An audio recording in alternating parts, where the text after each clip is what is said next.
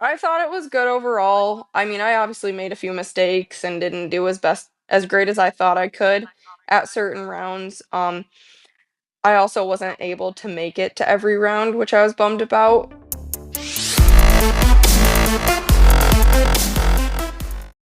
Welcome to the channel.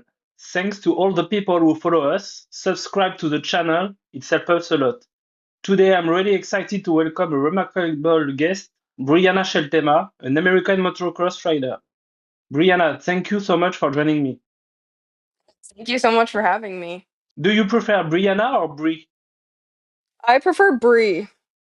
I read that you started riding a motorcycle to be like your sister Lindsay. Is that Mhm. true? Yes, that is true. Yep. So Can actually you the goal was to um actually do better than her at Loretta's, like get a better overall result.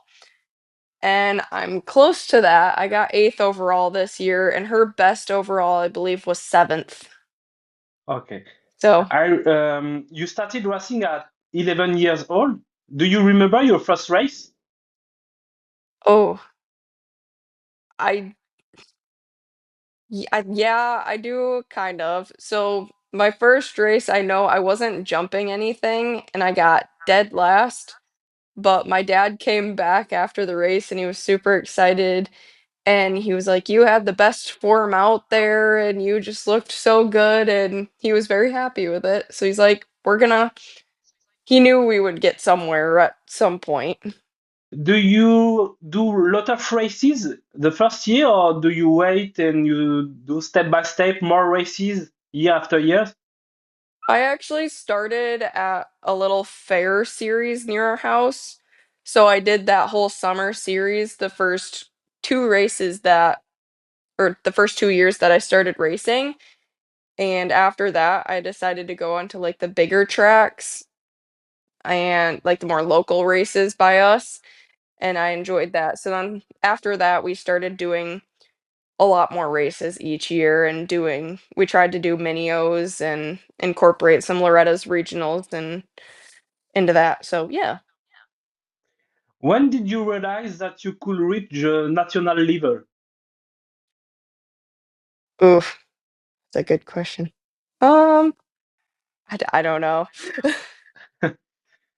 Um, you secure your first national victory at Ponca City in 2018, Yep. triumphing in both races, including a notable performance against Kyle Stallings. What are your standout memories from that achievement?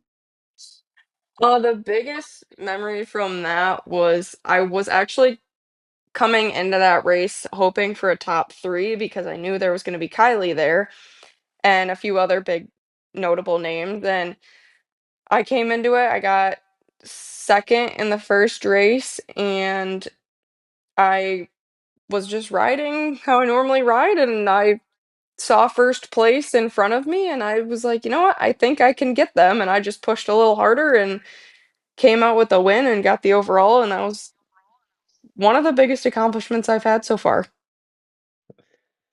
Now let's talk about the 2024 season, starting with Loretta Line, where you finish in 8th place, your best result.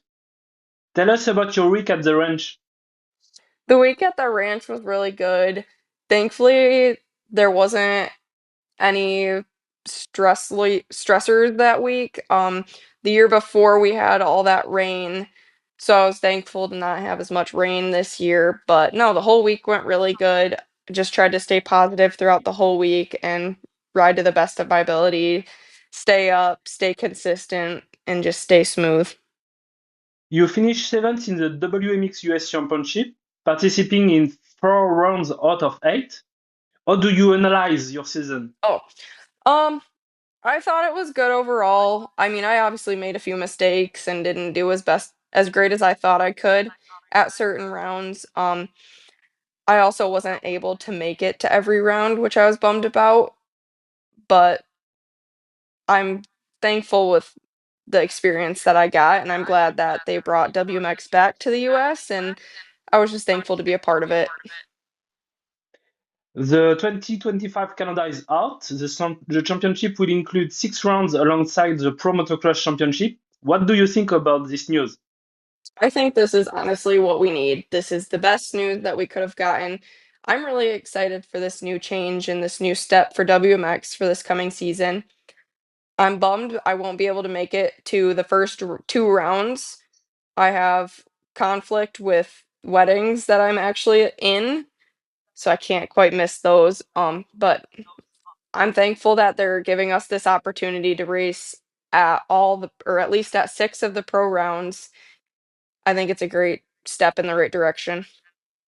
Do you see some changes for you with the with sponsor, for example? I think it's gonna take some time for everyone, for like the sponsors to come out for WMX in the US. It's a lot different than over on the European side. We don't really have many teams that are actually looking at the WMX riders right now.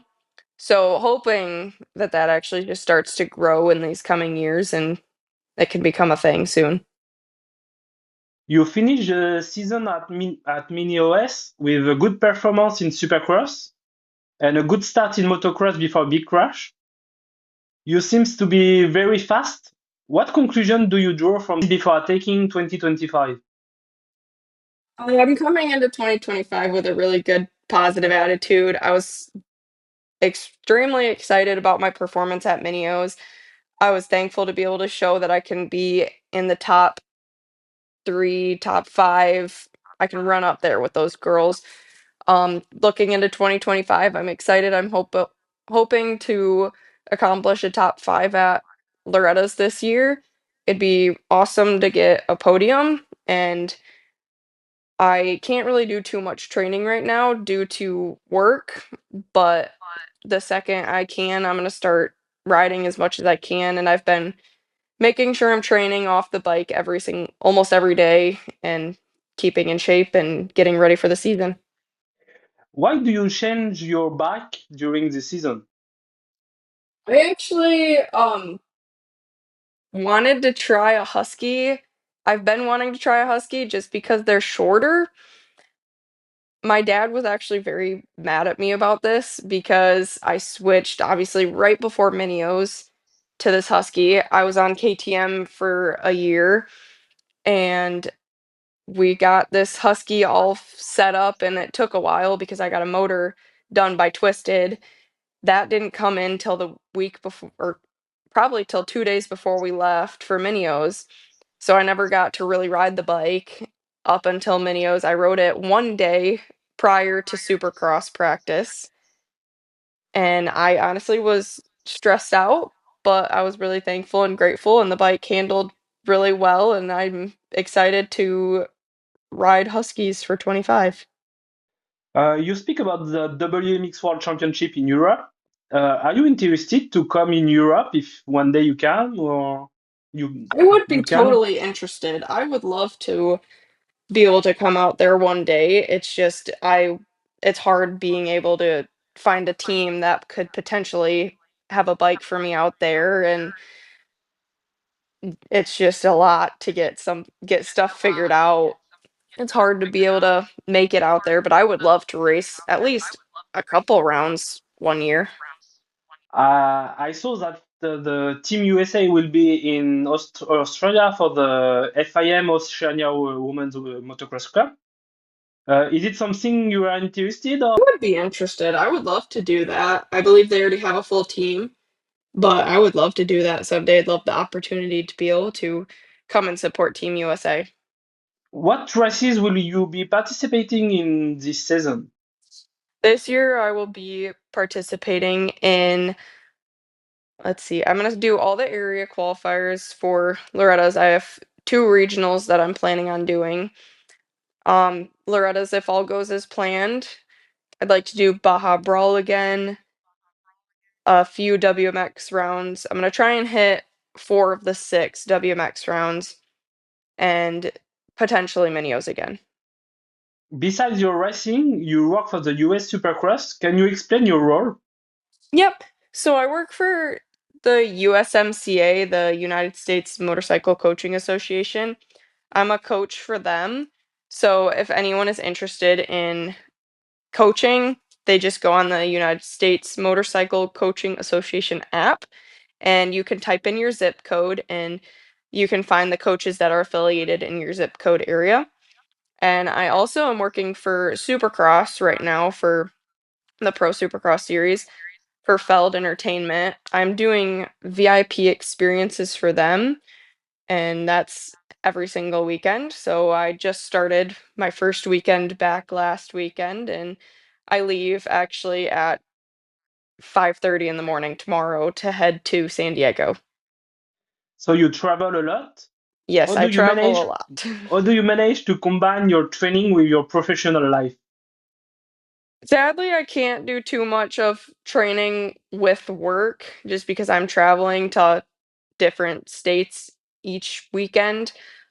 Once the weather starts shaping up around here, I'm gonna start to ride a couple days during the week at private tracks and where I live here in Michigan.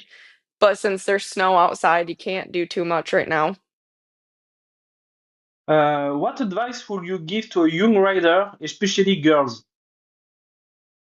My advice is to never give up on your dreams. Just keep pushing. Don't think that you aren't gonna get better because it takes time. It takes time to improve. It takes time to go fast. You just have to be patient and just keep putting in the work. It might seem grueling at times, but it's all worth it in the end. I saw that next year you will have some prize money for the WMX. Do you think it's a good thing for a woman? I think it's good. I think it's a good start at least. It's not a crazy amount and it doesn't fully pay for absolutely everything like your travel to each event, but it's a good start, and if we keep showing up and show them that we can fill gates and we have these women who want to participate in WMX, that will hopefully get bigger and the sponsors will definitely help, but I think that'll grow as time comes and being at the pro rounds will definitely help. Now we can do some little fun and rapid question. Favorite motocross track? Ooh, Red Bud. Best friend in the paddock? Oh boy.